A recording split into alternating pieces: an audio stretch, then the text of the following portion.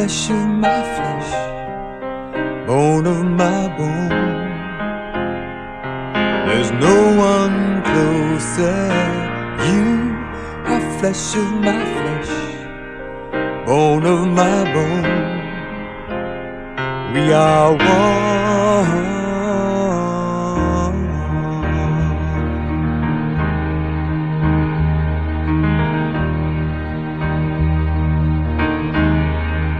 I do pledge my life to you forever and always. I will take good care of you and shower you with praise. Others try and separate us, but they don't have a chance. No one can take your place.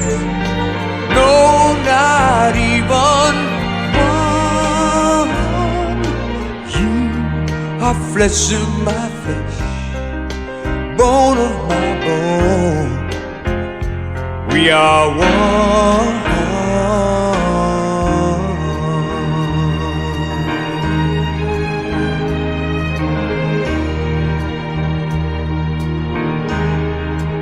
I do give my life to you today and every day. I will stand right by your side, whatever comes our way. I have searched and searched for someone who'd make my dreams come true, but nowhere else on this earth is there anyone like you.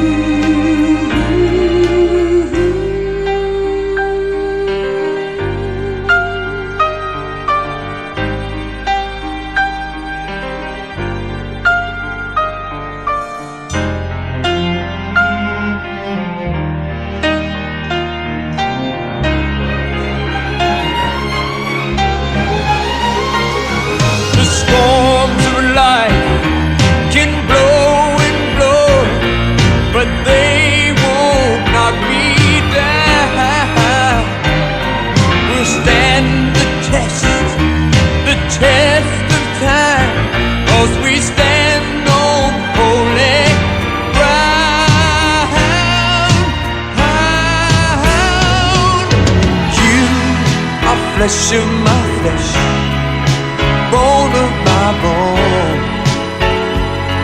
There's no one closer. You are flesh of my flesh and bone of my bone. We are one. You are flesh of my flesh, bone of my bone. No one closer. You are flesh of my flesh and bone of my bone. We are one.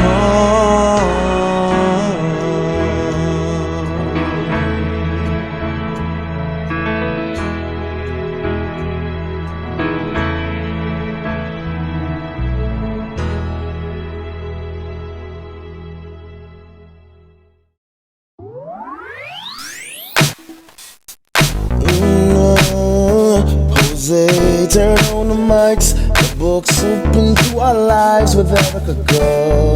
The Jose and Erica Show. We're holding up the light of Christ, singing by and by with Erica Go. The Jose and Erica Show. Welcome to the Jose and Erica Show, and we welcome each and every one of you to our first episode.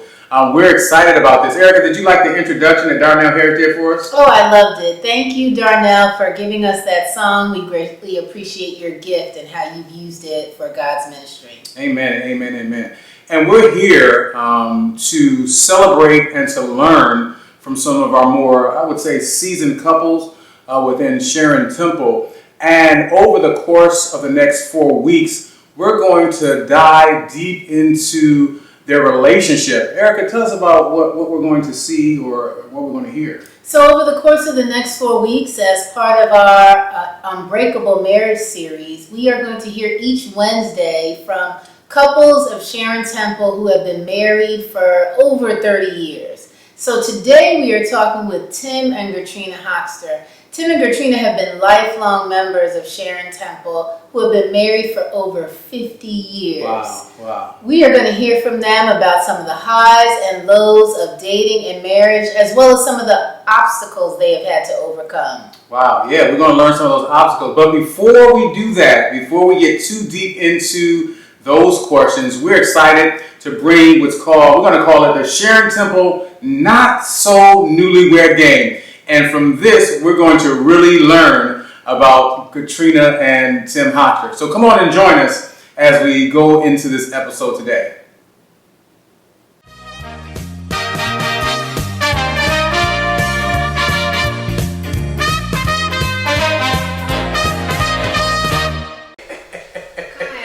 So, question number one. Where was your first date? Where was your first date? Go ahead and write that down. Where was your first date? Sister Hoxter got that answer pretty quickly. Most likely it's probably not the same audience, just so you know. Timmy may have a different first date. I think Gertrena thinks hers is wrong now. It's so sad. You have a moment to cross it out and try again. One answer only. She can try it again. She can try it again, but then she's going to have two answers, and then she's going to try to figure out which one it is. So it's easy just to have the one answer and get it wrong, and maybe next time get it right. Timmy is still writing, so maybe he is thinking multiple dates. All right, so question number two. Question number two. Who is the best cook? 50. Who is the best cook? Who is the best cook? Wow, I only take 2 seconds to write 2 letters. Me. Who is the best cook? Who is the best cook? And please, Uncle Tim, don't say your mom. Okay, next question. And finally, the last question is, who is the tidiest? Who cleans the best? Who is the tidiest? Who is the tidiest? Gertrena's taking some time on this one. She's taking some time. Who is the tidiest? Who cleans the best? In other words, who has less stuff around? So who is it? All right. So, question number one. Timmy, where was your first date? Our first date was the carnival. The carnival, okay, all right, let's hold that there. Gertrena, where was your first date? Based on what you wrote. I said wedding, but I should have said carnival because that's actually how we met. At the carnival, first date That's was... what he asked me, the very first thing he asked me, he said, carnival's in town, would you like to go? Oh, that's awesome. So point to Timmy. 1 point for Timmy. Question number two. Wait, I want to know how old you were when you went to the carnival. I was 20 and he was 19. Oh, okay. You were 20 and he was 19. We were 11 months apart. 11 months apart. I catch up with her the next month. She jumps up. Did you guys know each other before? We met through a friend, a schoolmate of mine that lived in her neighborhood that had a crush on her. I knew that was coming. I felt it was on its way to me. I was watching her face. I said something to this story is about to come on out. It's going to come on out. Tim stepped on in. Okay. Broke my friend's heart. Mercy. Question number two. What was my question number two? I don't know. I was about to ask who your friend was. But Who is the best cook? And I think I know this answer, but I'm gonna go start with Gertrena first. And if she gets it wrong, Uncle Timmy, we'll fix that. Let's see. Who is the best cook? Oh, interesting. Okay. All right. So, Timmy, your answer? No complaints. She No is. complaint. Okay. I have certain things that I do. But overall. But overall, she's That's good. But the question was, who's the Who is the tidiest, Tim? I think I am. Okay, that's, okay, all right. Okay. I think we should have started the interview with these questions. Sister Hoxter, who is the cleanest? I am. You said it twice in a row. So, Gertrena, and what would your answer be? Me. You're cleaner than Tim. Not so much cleaner, but tidiest. Tidiest? Yeah, right. So, yeah. So you tidy up and Tim disagrees. And Tim disagrees. Now, why do you disagree, Tim? He has one room that he keeps spotless. It's The a powder room because it's I closed. think you were addressing me. Yes. Oh my goodness. Our question, how long has it been since the carnival? That was 52 years ago. Wow. So how long did you guys date before getting married? 6 months. Oh, wow. Y'all didn't waste any time. 6 You months. know. 6 months. 6 months. And so that is, so 6 months in, you decided that this is what you wanted to do. We met in May. We met in May, right? Yep. And then we got married, got engaged in October and got married in December. Oh, wow. Now, was this a church wedding, or did you guys go to like the Justice of the Peace or backyard? How was that? We got married in my parents' home. Okay. Living. Living room. Okay. And it was a wonderful wedding, well attended by It friends and was. family. Both sides of our family were there. Okay. Now, did that friend stop by that introduced you all? Were they at the wedding? Did he come? No. Oh, wow. Worked out.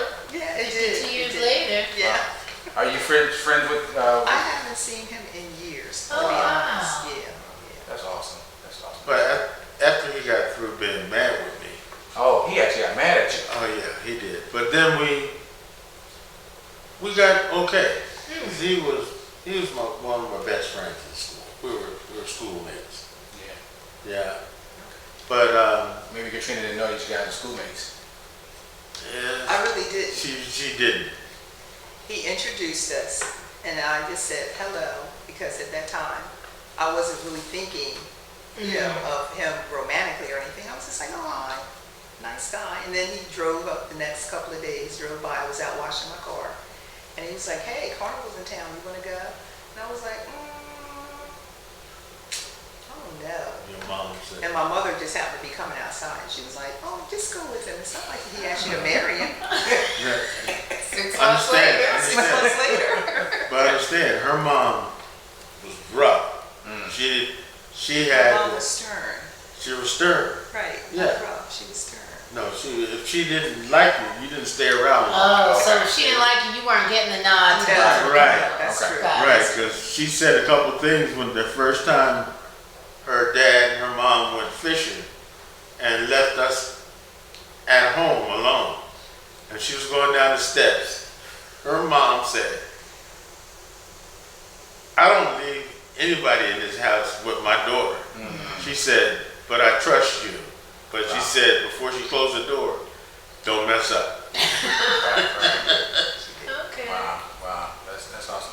Now, when a lot of times when people are begin to date or find someone that they want to be with, whether it's through at that point engagement and different things, so they start talking about a lot of things, whether it's financial, like what's your job going to be, where what direction do you see? So it's rare that you start discussing like health, or things, especially at a young age. I mean, you all were 19, well, I guess 19 and 20, or 20, was it 19 and 20 we got married? Yeah. Okay, so you're 19 and 20. So you were real young, energetic, and you guys were just beginning your lives. But during that time, did you discuss anything about health or begin that process? Did you have health conditions? Right. If so, did you discuss them with each other? No, at that time, like you both were saying, at 19 and 20, you're not really thinking about health anything because we both were healthy. So we really didn't even have that kind of discussion. We didn't, Did you know about issues in each other's families if they were there? Were you aware of any issues with? Did you know personally about your own family history, and if so, did you share that with one another? Tell me about your dad. Yeah, that part I did. I shared with her about my father because we got married The same year your dad. the same year, Oh. but she never had a chance to meet my dad. Yeah, And he shared with me his dad was a diabetic. And Late. in his late years. And then I had shared with him that my mom was a diabetic. I began being a caregiver at the age of 13 with my Oh, mom wow. because my mom was insulin dependent. And back then they didn't know a lot about diabetes. Right, you just had sugar. You had sugar. Yeah. And you had to put the insulin measure. And my mom's eyesight had started to deteriorate, so she couldn't really see how to measure out her insulin. And then when she did then they did testing by urine only. They didn't do the prick of your finger. So I would have to help her with that. And so, yeah. So those kind of things. That was the only health things. And then by me being adopted, I didn't really know my birth family. So I didn't know what my birth mother had. I found out later that she had heart issues and that kind of stuff. But when we first got married, I didn't know anything about my health and my family. Now, because you just mentioned about being adopted. Now, did you tell Timmy early on about your family and that you were adopted, or it was just more came out later in life? I think it came out later, right? right. We were married. Yeah, we were married when I finally mentioned to him, that I did have a lot of siblings. I didn't know them personally. I had seen them a few times, but I didn't have interaction with them. So that didn't happen until later on after we married. I want to go back to the 6 months. Well, and I know this is a little off topic, but being that it was 6 months, was there a point where later on you were like, what did I just do? Did it ever feel like that? Especially in the beginning. Was it like, wait, this was too quick? I don't know. Did you ever feel that way? It just seems like we were always supposed to be together. Okay. Yeah. Well, I always said that I would put everything into my marriage. Okay. So that if something went wrong, it didn't happen on my end because I went all in. Okay. But before we got married, you had a little breakdown, as if to say, are we going to be a couple? And I decided, well, look, let's take a little pause, take a little break, so that we'll find out what exactly we want to do. I think, now in retrospect, I think what you're talking about, because Timmy's brothers, I guess, for lack of a better word, both of them had been married before. And so when we were talking about getting married, and my mother was like, well, do you want a wedding? And I was like, nah, because if this doesn't work out, I'm going to lose all that money, gown. And so that's why we got married at home. So my mom was like, she was like, okay, I can understand that. But, and then I said, if this marriage lasts 25 years, then we'll have our big wedding then. And that's exactly what we did for our 25th. Okay. We had the big wedding with all the bridesmaids and the flower girls and guides and stuff. So.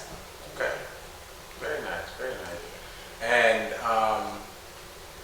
just with like what Erica said, and Timmy said it, that he felt like that you should, or you said it too, like he put his all, and you felt like we should have, always been together.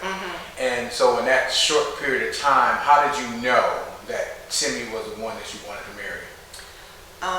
The way he treated his mother, for number one.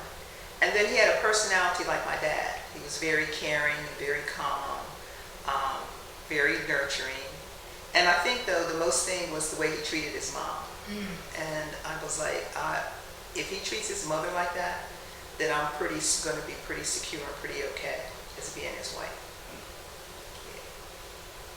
And would you give that advice to other women looking at getting married, to look at that relationship? I do Erica, I know a couple of young ladies. I was like, well, how, if they're the intended, I guess for lack of a better word, if their mother is living, I said, well, how does he treat his mom or his sisters?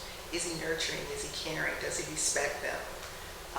You can kind of tell how a guy is, I think, sometimes by, I don't know, just something about a son and a mother's relationship. If he holds his mother in high esteem, or if he protects his sister, you know.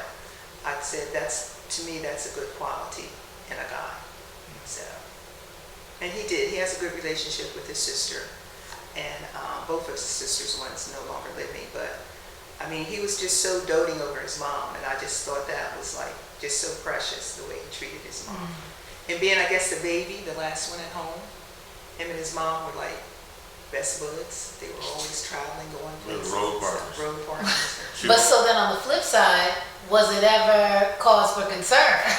No, not really. Okay. Not really. It wasn't like that No. because his mother was very, she was very frank. She said, I wouldn't be that kind of mother-in-law that had to be in your business. And my mom was like that too. She was like, what goes in your home goes in your home. I don't want you running to me telling anything, you know, because then I'm going to be looking at him, and I don't want to be that kind of a mother-in-law. So she said, whenever you knock on my door, I need to see smiles on your faces. Whatever is going on, when you come here, I don't need to know. I don't want to know about it unless he's doing something physically. But when you have your little spats or arguments, I don't need to get involved in that. So. Did you have those conversations with them before getting married, or this was just during No, the course? before. Oh, Before, okay. Yeah, Okay. yeah. When he asked for my hand in marriage, my parents gave him the Ready to Riot Act. So, especially my dad. Well, your dad just simply said that if you feel as though you want to fight with her, said just send her back home. Yeah, he said bring her back home. Said bring her back home. So, But go ahead. go ahead. Do you think those are conversations that parents should have with their kids today? Do you think that happens and should? I think it should. I agree. Yeah, I think it should. And it just because now things are so volatile, seems like between couples, and you Right. see so much on the news. I think it all needs to be laid out on the table so you'll know. It shouldn't be any hidden. Right. You know? And so Tim's mom had the conversation with you all too before getting married? Oh, okay. He's a sweetheart.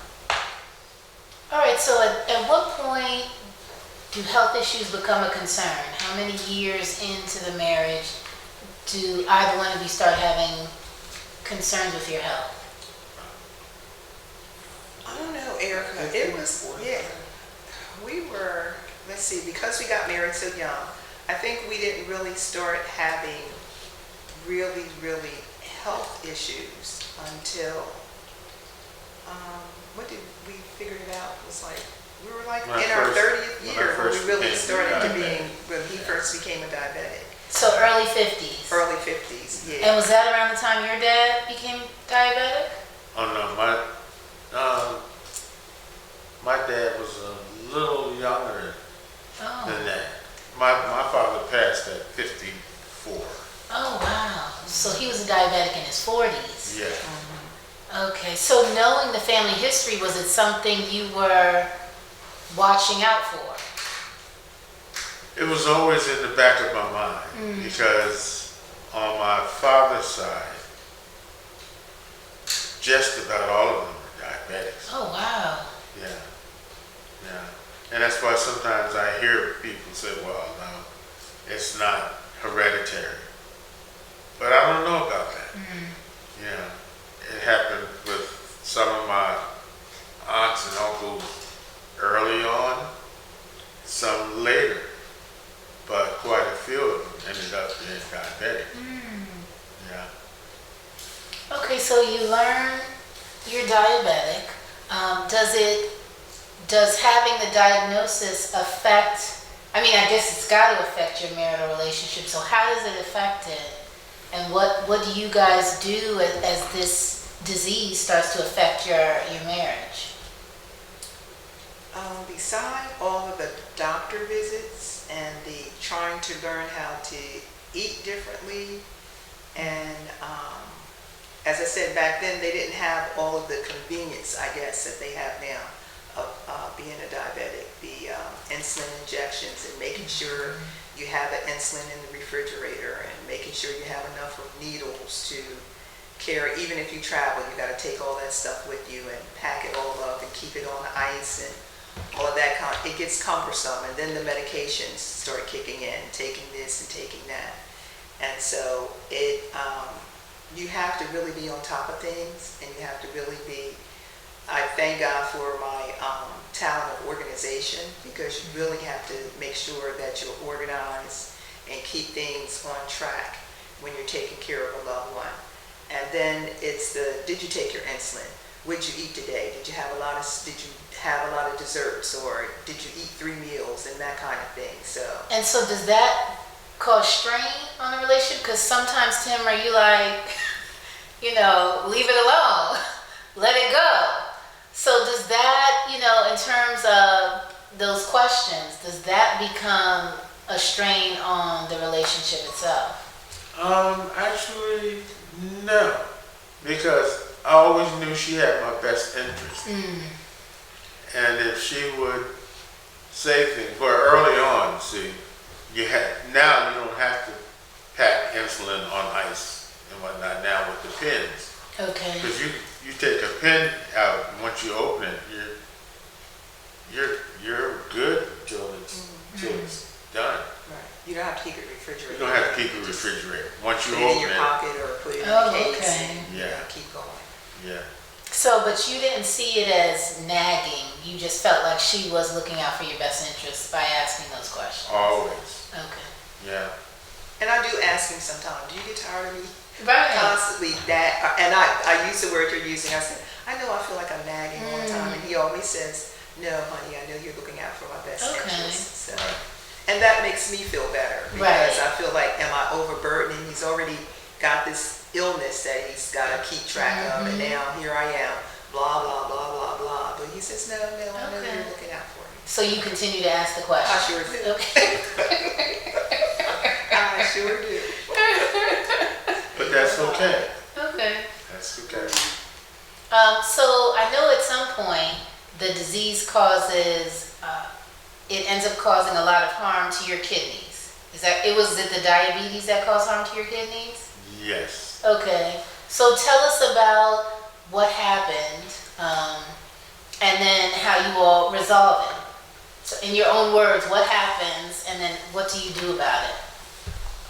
Well, as you said, the diabetes, it affects just everything. You end up with the high blood pressure, and then you have the cholesterol issue. But before he actually became diabetic, I think, did the congestive heart failure, was that first, or was that after diabetes diagnosis? No, that didn't have anything to do with it. But I'm saying, was that after the diabetes? Because remember, you had the congestive heart failure for a minute. Right, that was before diabetes. That was before diabetes. Okay. Yes. He had a very bad cold virus, and it attacked his heart muscles, and it sent him into congestive heart failure. Oh, wow. So that was like really the beginning of his traumatic illnesses. But after the diabetes diagnosis, it was just a matter of going to all these doctors became overwhelming. You have to go to your endocrinologist, and then your PCP, and then when the kidney thing happened, then you had a nephrologist to go to, and it just seems like doctor after doctor after doctor.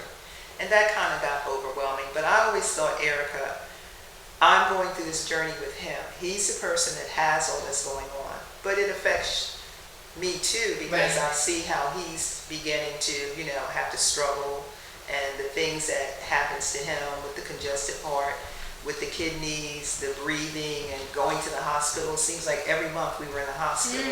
Wow. Him getting a tune-up, I used to call it. I was like, tune him up and then send him home. So those things to me got overbearing. So, yeah. Okay. Yeah. But my kidney doctor, that all shifted when we got to transplant. Because my kidney doctor almost wasn't going to sign and release for me to even have a transplant. That was my heart doctor. Yeah, that was my heart doctor. So then go back for a second. So the diabetes affects your body to the point where you need a kidney transplant. Mm-hmm. Okay. So you hear that he needs a transplant. What is the first thought? Oh, he can have mine, or is it, well, let's get him on the list. Let's see what happens. You hit it on the jackpot. As soon as they said it, I was like, well, can I get tested? And I said it right in the room before we even talked about it or anything. And they were like, well, yeah, you can. But, you might want to go home and talk about it. Mm-hmm. They give you the whole spiel. And I was like, no, I want to get tested. I want to start now. I want to get tested right now. And so we went from the conference room of talking about what transplant entails to the blood bank. And they drew like 28 bottles of blood that first day to see if I would even begin to be compatible. Okay. And then after that, we began to share with our family what his diagnosis was. And so what did your daughter say in terms of you? Well, first of all, let me go back to Tim. Tim, what was your thought when Gertrena says, well, let me see if I'm compatible? I accepted that. I actually became, because by that state, my Christian attitude had already kicked in. I didn't want anybody else's kidney but hers. Okay. I was selfish. This one time I was selfish. Okay. And the doctors were saying like, boy, he's like, he doesn't want anybody else's kidney but hers. He said, we don't even know if she's a match. Right. Yeah. And they say when you have to be transplanted, living donation is the best. Okay. And so I don't know, just something came over me. I knew in my heart, if the tables were reversed, I believed that he would step up to the challenge for me. And so I just felt like I was beginning to see him get weak and go to dialysis and be drawn out and his complexion changing and all those things. And I'm like, this is not the man I married. If I can get him halfway back to where he was when we first got married, then that's what I want to do. Okay. So and then just kicked in, yeah. How long was that process from the time that you were in the room and you said that you wanted to be tested to the time where you were actually the match? How long was that process? From October to that February. And then we It's a 5-month process? 5-month process. Wow. Yeah, because the donor has to go through a lot. Besides, every month you're getting all these blood, well, not every month, every 2 weeks you're getting all these blood tests, because each segment of blood testing puts you closer and closer to seeing if you're compatible. Right. So each time you go, there's no less than 4 or 5, sometimes 15 bottles of blood that they take. Oh my goodness. And then they let you know you're one step closer. And then the donor has to have their cardiologist to make sure your heart is okay. If you can, how you can live with one kidney. And that's the main thing they're concerned about, the donor. How will your quality of life be with one kidney? And then they just do all these series of tests and more tests. And you have to, as a female, you have to go and get all of those female testings done to make sure your body is healthy enough. You have to be almost in perfect health. Is there a counseling aspect too, to understanding, here's what's going to happen to you as a result? Are you sure this is a step you want to take? At the last day of my testing and at the last council meeting, they bring in a psychiatrist. And Tim and I have always done everything together when it comes to our medical stuff. And they wouldn't let him come with me to see the psychiatrist. Yeah, I got to go with in the room. They said, no, it's not true. You can take a seat. You can talk. And then they want to make sure he wasn't holding a gun to your head. Right. And Listen, they you do wanna talk to actually her. ask you that. They ask you, were you coerced into saying this or whatever. And then they actually tell you that if you want to say no, you can actually say no today, and we'll just tell them that the donor decided that they did not want to donate. I can't imagine how you go back. And that's exactly what I said to the psychiatrist. I said, you all know that that's cool. Right, how do you go back home at that Why would I point? get him his hopes up? And then right at the day before or the day of, I I decided no, and they said they've had it to happen. And of course, your situation is a little different than a lot of situations because you're husband and wife. Yes. You know, sometimes these are, you don't know the donor or, you know, a distant cousin, whatever, but you all like, you got to go to the same house. Exactly. And you got to take them to dialysis tomorrow, you know what I mean? And so, quiet ride all the way home. Right. Oh my goodness. But she only went to dialysis with me. One time. One time. Maybe twice. Maybe twice. Because I was one of those strange dialysis patients. Oh, you got to fight. No. When I would leave, I didn't lose energy. When I would leave dialysis, a lot of people would be tired after dialysis, and I had to be on 4.5 hours. But after dialysis, I would get in my truck and go shopping. Wow. So Go it to didn't the store. affect you. It didn't affect me at all. I wasn't wasting my time. That's a long Well, time. she checked me out. She checked me out. It said after the second week, she said, he's doing better than I am, right? He's trying himself to dialysis. She's like, look, dude, this is how we're gonna do it. I'll put the numbing cream on, wrap your arm up for your needles and everything. You get in the car, you go, you come back, and we're good. And so that's what he did, because I know I could go and the 4-hour drop him off and then come back, and I'm like, all that back and forth, that's too much. Once she saw that, Once I saw he was all right, they make sure you're good when you stand up. They make sure you don't pass out or faint. after they unhook you, at least my dialysis, you had to unhook and sit there for about 20 minutes before you could get up to go. And he was always good, so I made sure of that before I just let him go willy-nilly. But I was like, no, you're fine, honey, and you just come on back home. So what was your daughter's response to the idea of, because now you both are going to have surgery, you're both going to have recovery. What was her response to you donating your kidney?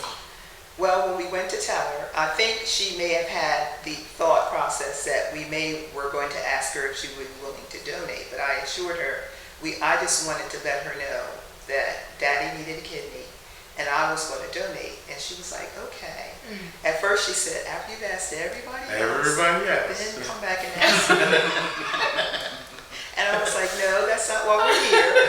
We want to just sit down and prepare you, And she's, Samantha is so caring and loving and nurturing, and she wanted to know, well, what can I do? Do I need to get you a nurse, or do I need to have people come in and fix your meals and all that kind of stuff? And so she was just very concerned about both of us, Dad is going to be all right, and then she wanted to know, well, Mom, how are you going to be with just one kidney? She was concerned in that way. But Tim did have a little setback when he first came home, and so that concerned her a lot. And so she did go back with him to the hospital, and they were able to correct the issue, and he was able to come home in a couple of days. So, how did you all handle, both of you, in recovery? Were you getting assistance from family, or was it like a nursing service? The Sharon Temple Seventh-day Adventist Church stepped up in a big way. They put together a schedule for people to come and bring us our meals. They were just there, and Timmy's brother and sister, my sisters, they all jumped in, and so the recovery process went smooth, and I really didn't have a long recovery. The first maybe week, I was like, couldn't do too much. Okay. But after that, I began to move around and, just build my energy back up. But the donor really now doesn't have, I know some of the ladies were saying that, they went back to work within a week or whatever. But when I woke up from surgery, I just expected this big hole to be in my side. Right. But that wasn't the case. So my recovery was fine. And both of you, so it worked out well for both of you. You've had no problems with the acceptance, and you've had no problems with just one. They said the kidney, we were a perfect match. Wow. Yeah. So. That, amazing. They said, no, a perfect match. They said, do you mind if we do a DNA on it? They actually said that. Too late. They did. They did. I was like, wow. We've been in this thing too long now. Don't even tell us. If it's like fifth cousin, okay, I'm sorry. And because I'm so tall, I have large kidneys, so they said that made it even Oh, better okay. for Tim because You he's were a a perfect man. match. Yeah, so. Okay. Yeah. So looking back, Gertrena, I know you talked about how you had to take care of your mom. So it sounds like God was preparing you for what was to come all those years later. That's true, because I became a caregiver for my mom, and then my dad, he had some health issues, so I was a caregiver for both of them. And so, yeah, I've been caregiving all my life. Yeah. And do you think through this process, these last few years, do you think it made your relationship stronger, or was it at the same level that it was, or did it make it stronger?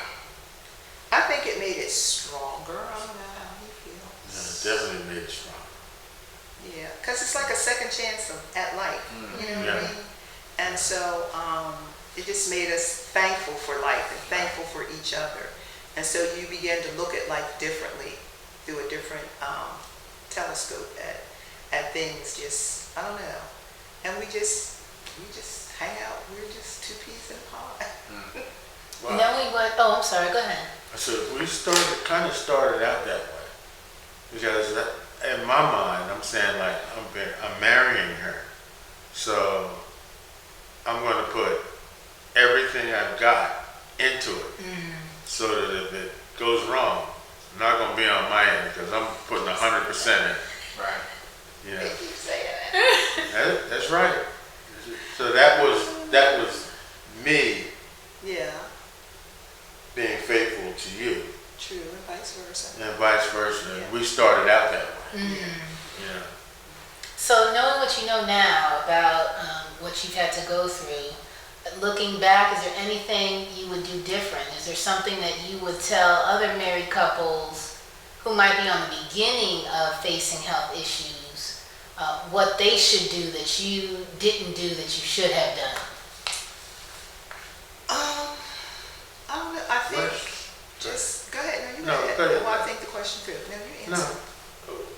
So what advice would you give, I guess I would say, to someone who is at the beginning? So what would you have told your 50-year-old self who's starting out with diabetes? What advice would you have given him? Or as a couple, what advice would you have given to the couple? Being honest in health crisis is very, very important. You have to know how that person feels, what's going on, how do you feel about all of this. Because truth be told, hubby was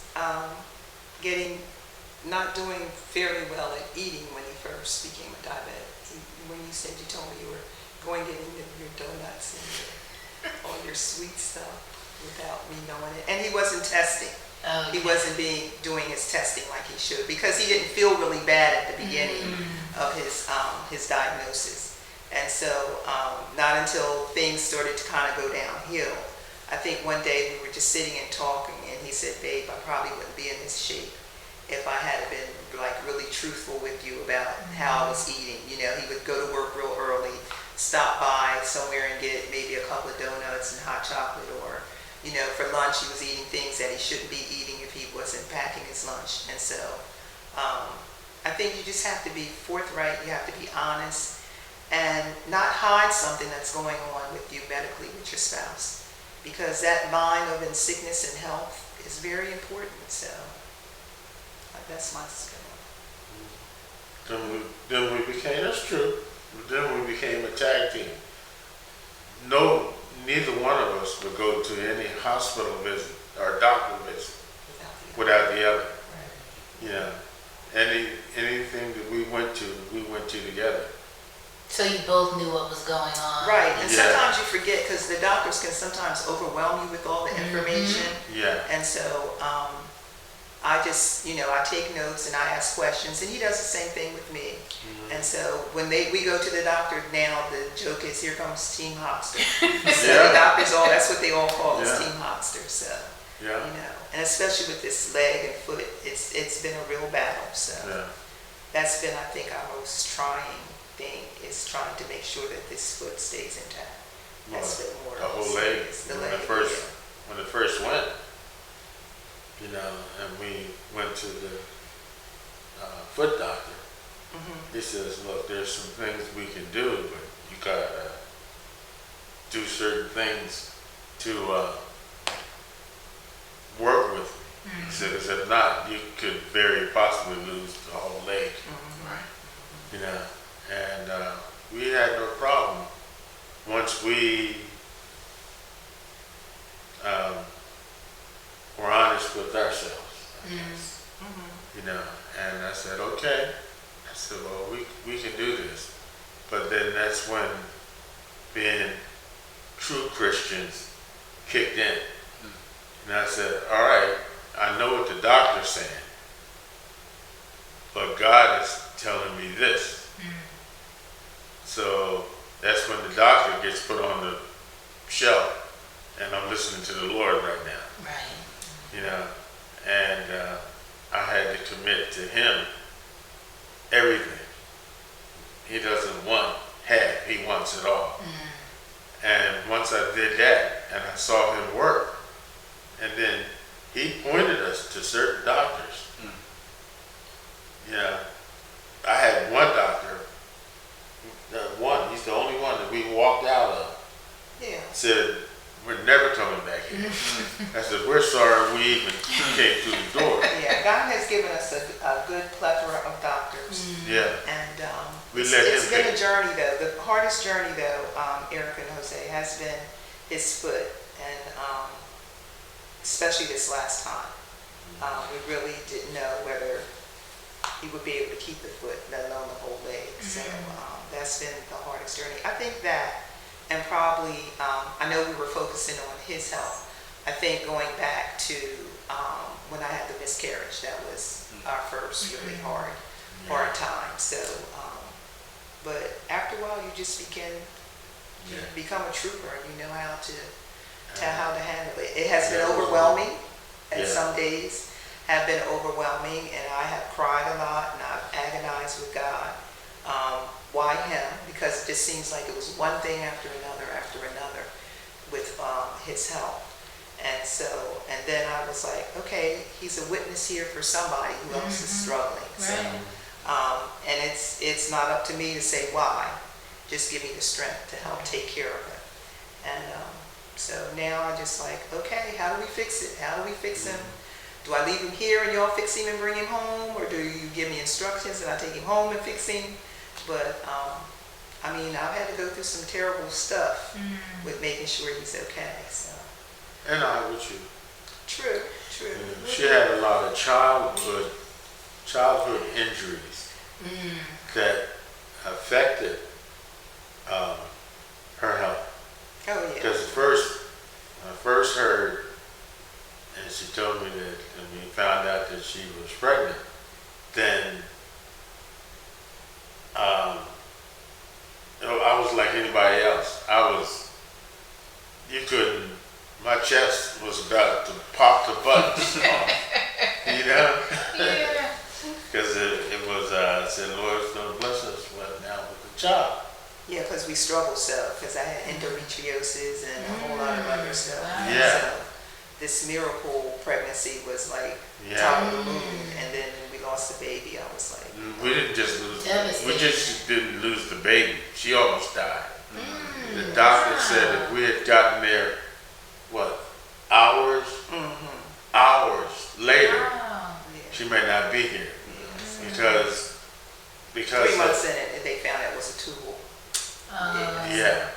Anyway. And it's from And then, of course, I was angry with God. I'm like, you already know, and why would you do this, and blah, blah, blah. And so, but God had blessed us with Samantha at that time.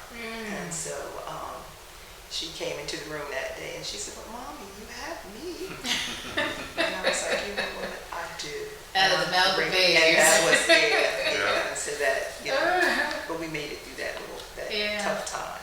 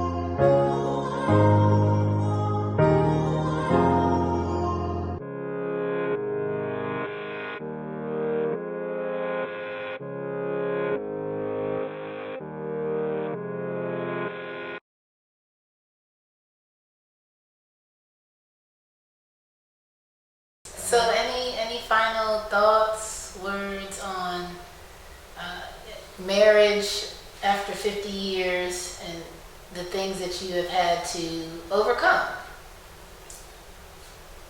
You go first. Well, first of all, I found out that of myself, I didn't even know how to love her. You know, deep love. But as I committed myself to the Lord and allowing Him to be the center point of our marriage, then He taught me how to love her. Yeah, don't just say that's your wife, but He had to teach me how to love her. And what happened after that was Him teaching me how to love her, taught me how to love Him more and commit to Him. So I said, well, I like this. I said, I commit to you. Okay. You teach me how to live her. And then as a result, we get closer to you. You know, and then that locked it in. You know, I actually would make it my business to study her and to see what she liked, what she didn't like. You know, and that made the marriage even stronger. You know, because it taught both of us how to incorporate the Lord into whatever we did for each other. Right. You know, and that's when becoming a Christian is not just the word, oh, I'm a Christian. No, it taught us how to incorporate God into our marriage. And anything that we do, we consult Him first. You know, and then we move forward. Yeah. And I love her now more than I did when I met her. Yeah. I think too, Erica, when you get to a certain stage, like where we are in the 50th year and moving forward, sometimes you tend to take each other for granted. Like they're going, you've been here 50 years, where are you going now? Right. So, but you have to reassess, and you have to, because you're in a different stage of your life. We're in our going towards our golden years. I guess I hate to say it because we're in our 70s, starting out in our 70s now. But you have to, what we try and do is reassess every anniversary. You know, is there something we need to change or work better on? And just try to keep that romance. And romance is not always the huggy, lovey-dovey stuff. Just to make sure that we are caring for each other. We are still nurturing each other. And most of all, we are still keeping Christ in the center of our marriage. Making sure that we're doing those things that are pleasing to Him. And so my heart still skips a beat when He comes in a room. Sometimes I think about Him and I get those little goosey feelings and I just smile. And so I just love Him. So yeah, those kind of things. You have to, even just because we're in it 50 years doesn't mean, okay, it's going to last. Right. You still have to work on it. The same as when we first got married. And we had to do a lot of working when we first got married. Only child and baby. So we both had our own, we felt we both should get what we want. And it's not always about that one person. There's two people to consider. All right. That's wonderful. That's wonderful. Done. And now, finally, we, as we mentioned in the beginning of the program, there's a tie, 1.5 to 1.5. Oh, mercy. So we have this final question. It's an easy one. It's not a hard one at all. It's a very easy question. Get Tim at marker back. And so the final one is this. Very easy. Should not take a lot of effort or work. Final question of the not so newlywed golden year couple, Tim and Gertrena Hoxter. From what you remember back many moons ago, who said, I love you first? Tim got that smug look like he knows. Just write it on your paper. Don't even say it to you. Just write it on your paper. Who said, I love you first? And for a bonus, just in case you both get it right, where were you That's the bonus.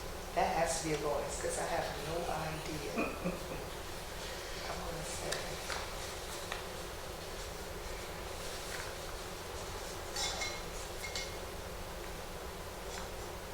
All right. So, Timmy, who said I love you first? I did.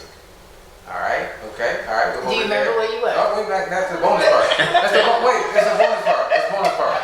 All right. And Gertrena, Yes, who said I love you first? he did. All right, Gertrena, where were you when he said it? At your parents' house. Okay. Timmy, where were you? I go along with that. Only because I've never not said it to her. Okay. You know, that's the only reason why I put it that way. So at your mother's house.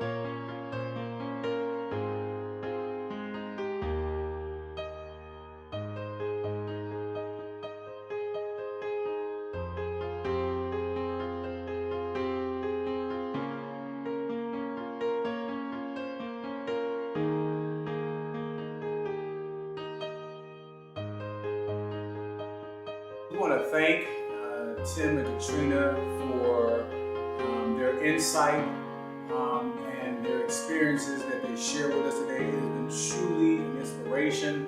And we pray that what they have shared with us today will not fall on dead ears and that somebody will pick up on some of the things that they said. That's right. And if you or a loved one suspects that you may have diabetes or complications from diabetes, after our program, we will be posting a link and number where you can reach out for further information.